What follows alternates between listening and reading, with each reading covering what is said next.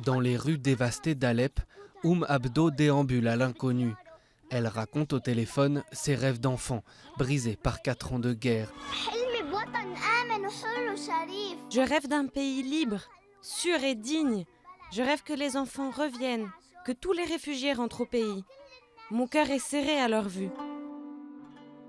Je rêve qu'on supprime le mot réfugié de notre dictionnaire.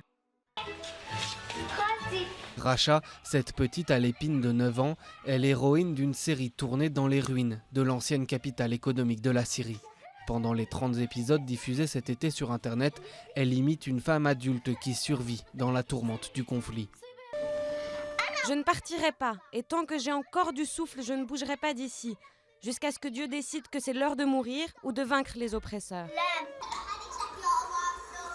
Pour le producteur de la web-série, aujourd'hui à Istanbul, faire jouer des enfants est un moyen de mieux faire comprendre aux spectateurs les conditions de vie à Alep et les répercussions du conflit.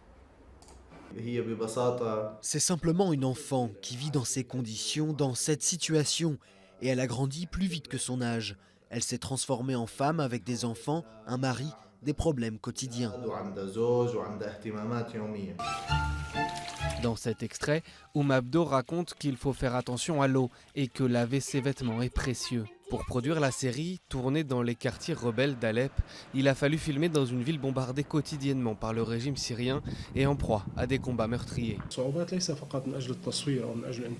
n'est pas seulement difficile pour filmer ou faire ce genre de travail. Les difficultés sont dans la vie quotidienne. Nous sommes privés de tout, d'eau, d'électricité, de moyens de communication, de transport.